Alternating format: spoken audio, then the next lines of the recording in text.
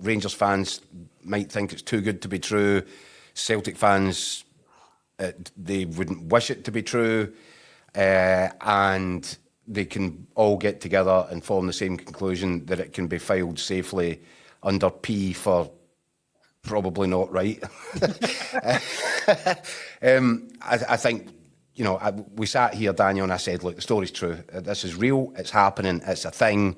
The San Francisco 49ers, or their investment arm, are actively in discussions with Rangers.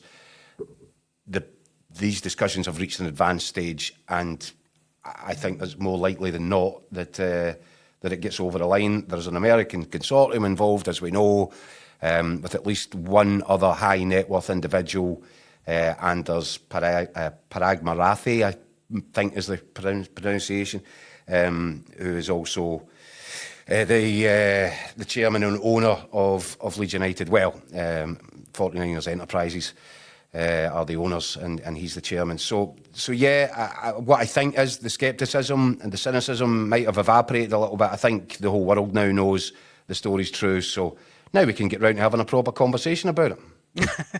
Well, look, the viewers that tuned in last night, they probably don't want to hear from you and I again, Keith, having the same conversation. Not. But Andy, so what did you make of the news?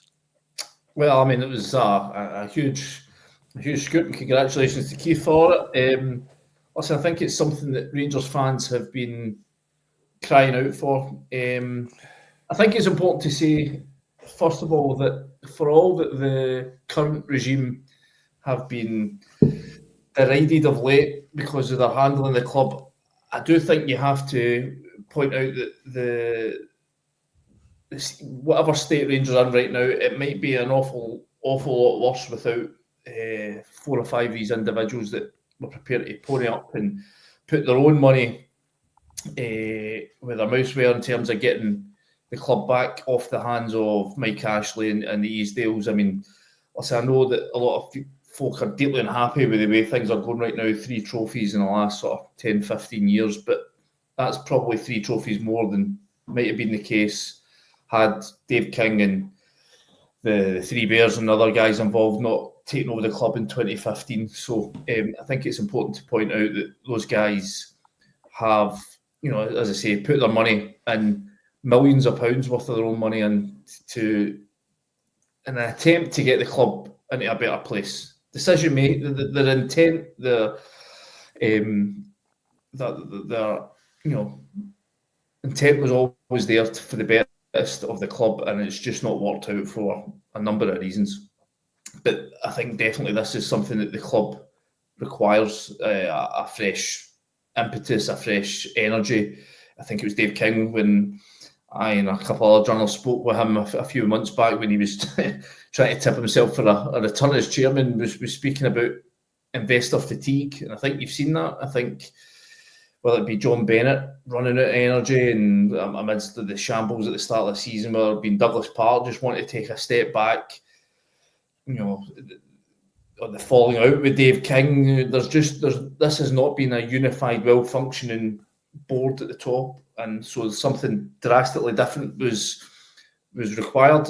Andy, can I ask you? I know that you're quite close to these guys. The information that we're getting is Dave King is among the first of the major shareholders to put his hand up to accept this deal.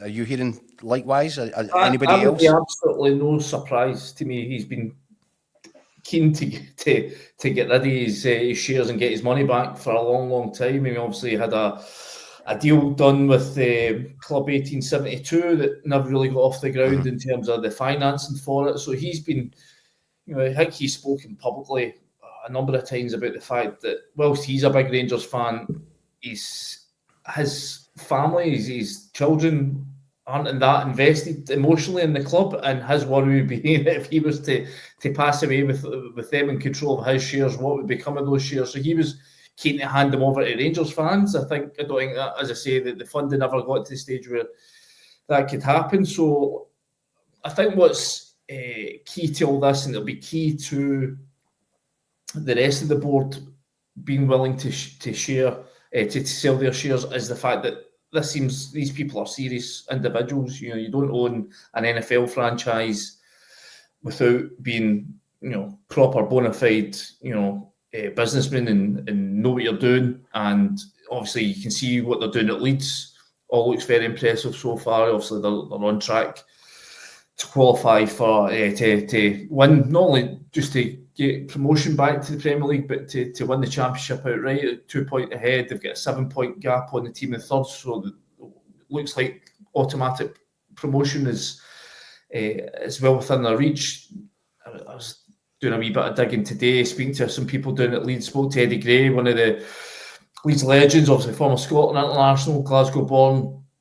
He's talking about the new stadium or the improvements to the stadium down at Ellen Road that they're hoping to do. So I mean, they've got some big plans for Leeds, and the Rangers fans will be hoping that they can come up to Glasgow with similar sort of lofty ambitions. Because as I say, as needed, there's been a staleness, and that's definitely something that's needed. Just that fresh blood, fresh energy coming into the club.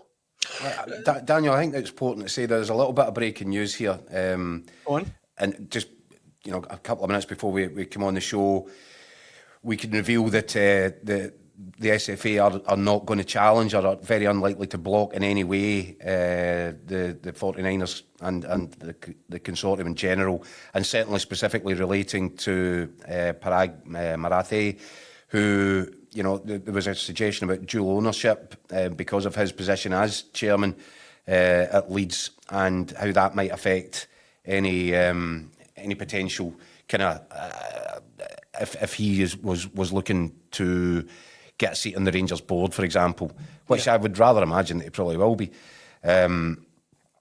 So it's my understanding on this that the SFA are completely relaxed about it. They see no reason to challenge it, and in fact, they already have a set a precedent with Bill Foley, the owner of Brighton, successfully getting appointed to the Hibs boardroom, and I think that under